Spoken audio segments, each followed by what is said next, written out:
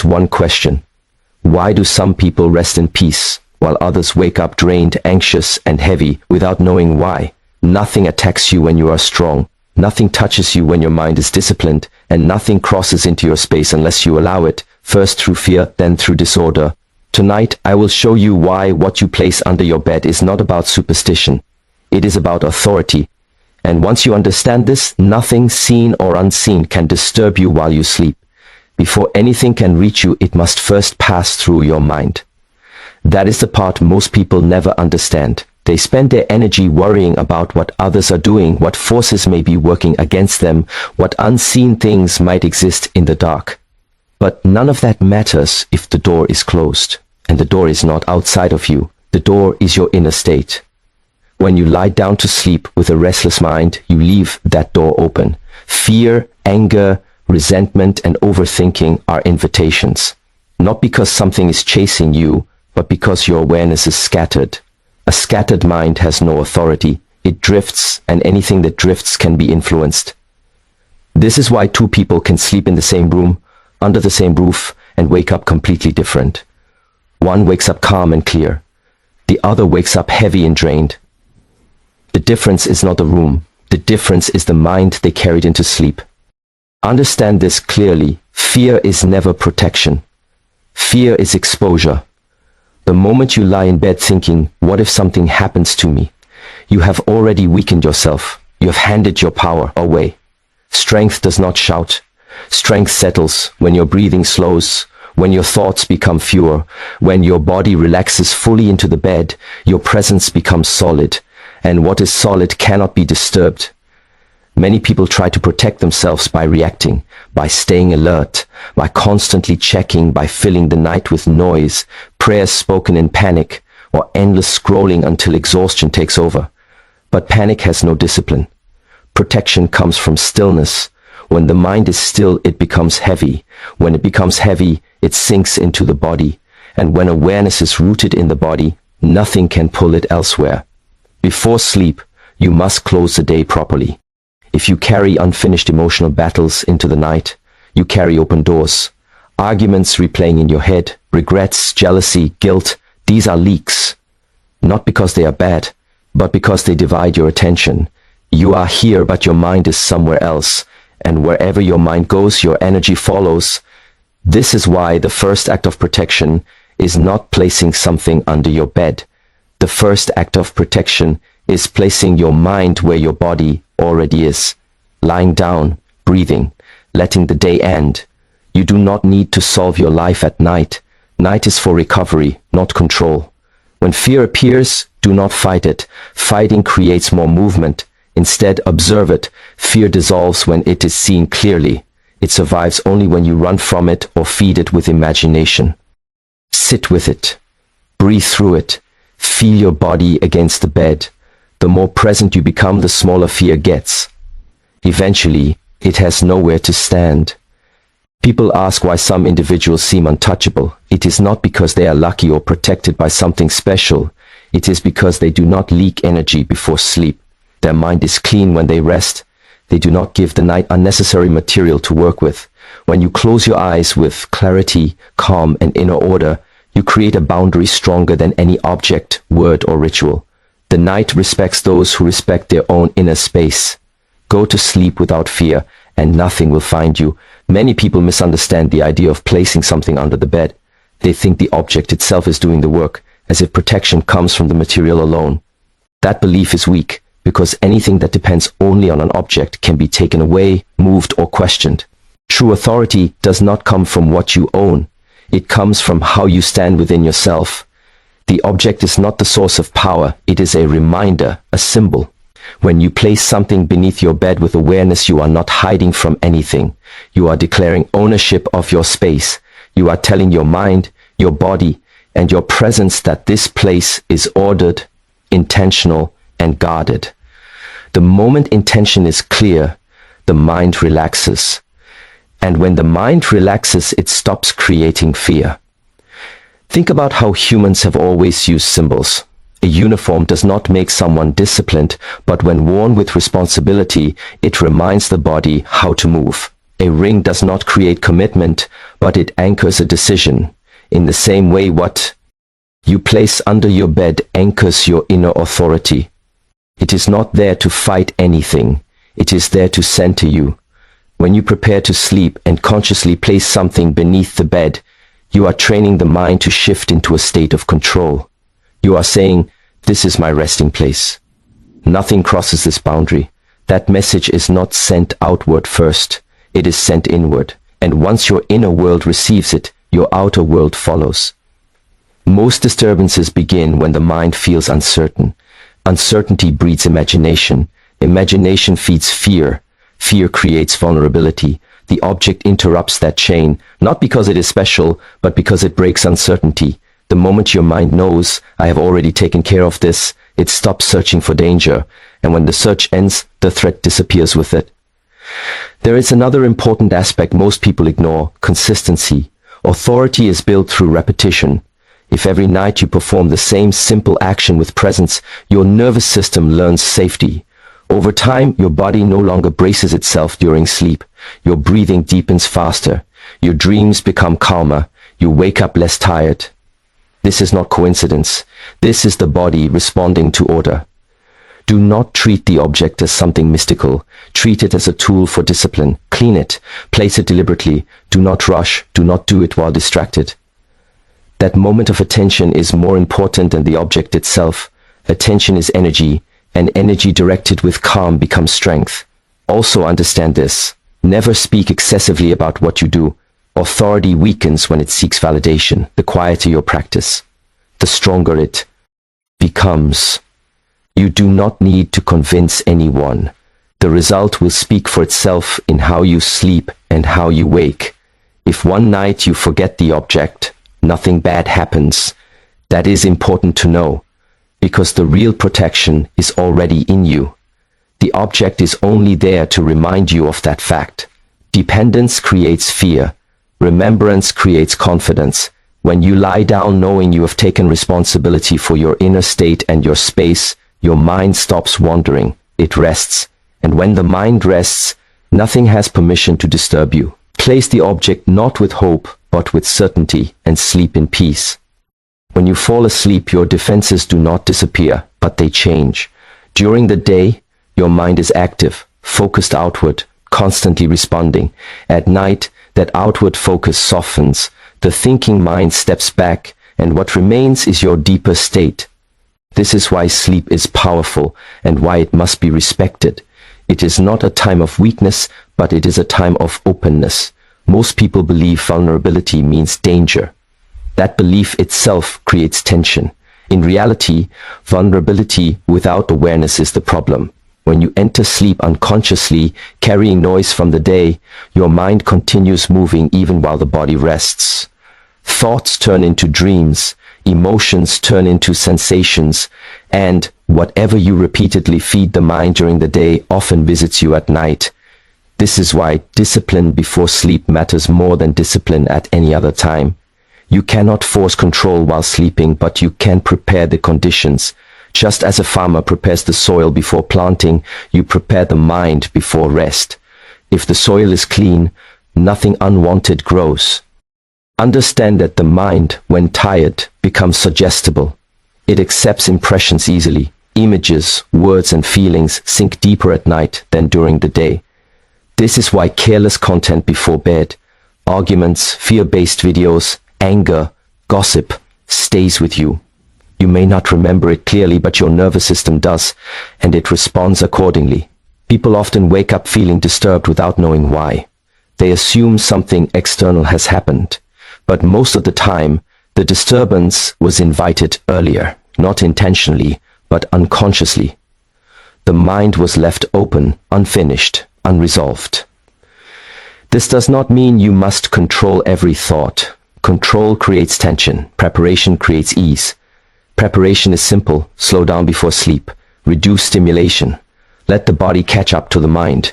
When your breathing becomes steady, the mind naturally follows. When awareness sinks into the body, sleep becomes deep and protective. Your presence becomes rooted, and what is rooted is not easily moved. At this point, nothing needs to guard you because you are not drifting, you are grounded. Ancient traditions understood this well. That is why night practices were always quiet, minimal, and repetitive. No drama, no excess, just simple actions that tell the mind it is safe to let go. Safety is not created by force. It is created by consistency. If you go to bed overstimulated, the mind stays half awake all night. It listens, it reacts, it dreams heavily.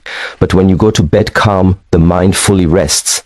And a resting mind does not wander into places it does not need to be. This is also why cleanliness, order, and simplicity around the bed matter. The mind mirrors the environment. A chaotic space encourages movement. A clean, quiet space encourages stillness. Stillness is not emptiness. It is fullness without noise. Do not underestimate the power of the moments just before sleep. Those moments shape the entire night. If you end the day consciously, you begin the night protected. Not protected by walls or objects, but by awareness. Sleep is not when you lose control. It is when you return to your center. If you allow it, enter sleep with clarity, and nothing will follow you into the night. There is a reason disorder never feels peaceful. Even if you try to ignore it, your body does not. Your nervous system is always reading the environment, quietly asking one question: is this place safe to rest? When the answer is unclear, the body stays alert.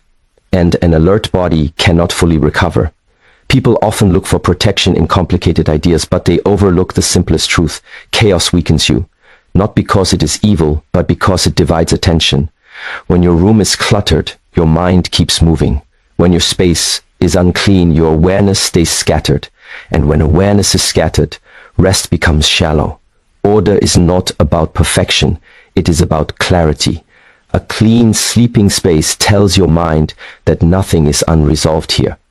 There's nothing to watch, nothing to manage, nothing demanding your energy.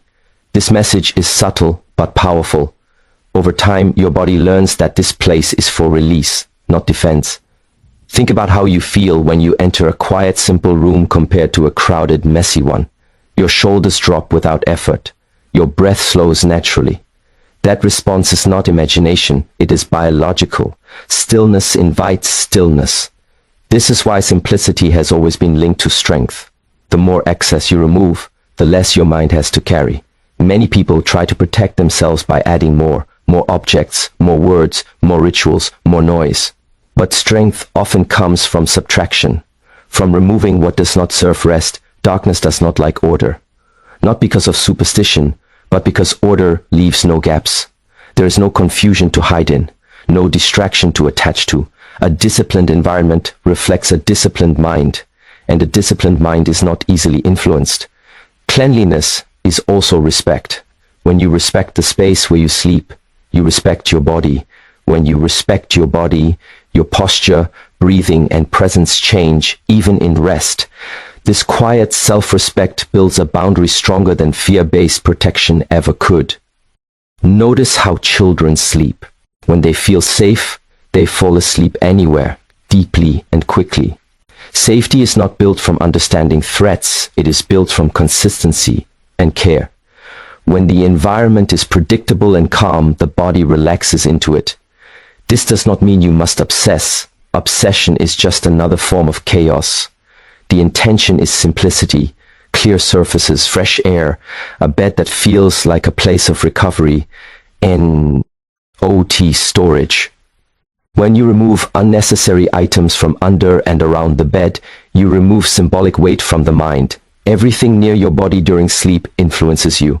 Not in a dramatic way, but in a cumulative one. Over weeks and months, the body learns whether night is a time of healing or a time of tension. Most people never question why they wake up tired.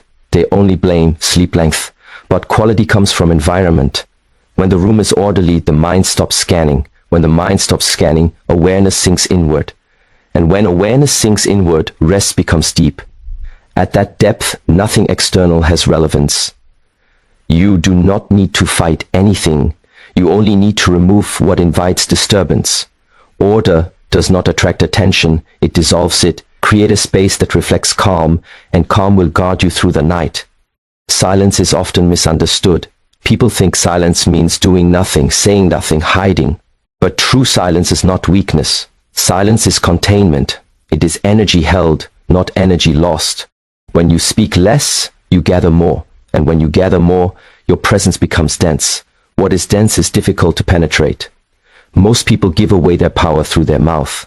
They talk about their fears, their plans, their protection, their worries, their struggles. Every word sends energy outward, and once it is out, it is no longer under your control. Silence keeps your inner world intact. It allows strength to build without interruption. Notice this: the moment you explain yourself too much, you feel lighter in a bad way, drained. The moment you stay quiet and grounded, you feel heavier, calmer, more stable. That heaviness is not burden, it is rootedness. Silence pulls awareness back into the body.